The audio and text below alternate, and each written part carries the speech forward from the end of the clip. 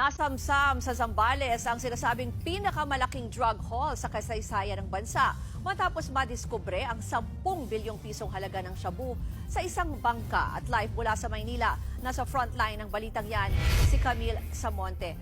Camille, paano daw yan nadiskubre ng mga otoridad?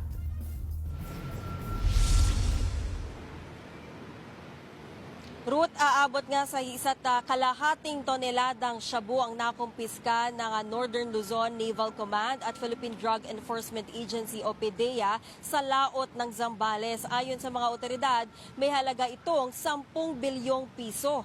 Ito na rin daw ang pinakamalaking drug haul sa kasaysayan ng bansa ayon sa Philippine Navy. Nakatanggap daw ng intel ang Northern Luzon Naval Command at PDEA tungkol sa sakay ng isang bangkang kahina-hinala umano ang kilos. Kapansin-pansin din daw na malayo itong naglalayag kumpara sa iba pang fishing vessels. Nang lapitan, dito na raw tumambad ang bilyon-bilyong pisong halaga ng shabu. Sakay raw ng bangka ang isang dayuhan at 4 na Pilipinong mangingisda. Wala pang impormasyon ng Navy kung saan nanggaling ang banyaga. Hinala ng mga otoridad, posibleng nagmula sa mas malaking barko ang droga bago ito inilipat sa mas maliit na bangka. Maaari rin daw na binayaran ng mga mangingisdang Pinoy para ipagamit ang kanilang bangka at hindi nila alam na illegal na droga ang ikakarga. Narito ang pahayag ng Northern Luzon Naval Command. Punta natin doon, fishing vessel na lang yung nandun. Wala na yung source nung yung ginamit na pinanggalingan ng drugs. Itong mga mangingisda natin, usually mahihirap din talaga ito.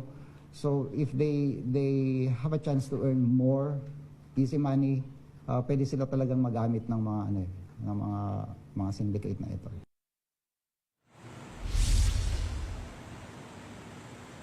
Ruth, dadalhin ng nakumpiskang droga sa Naval Operating Base sa Subic para sa documentation kasama ng PDEA.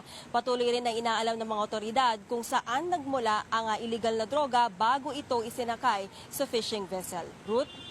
Yan po ang Express Report ni Camille Samonte.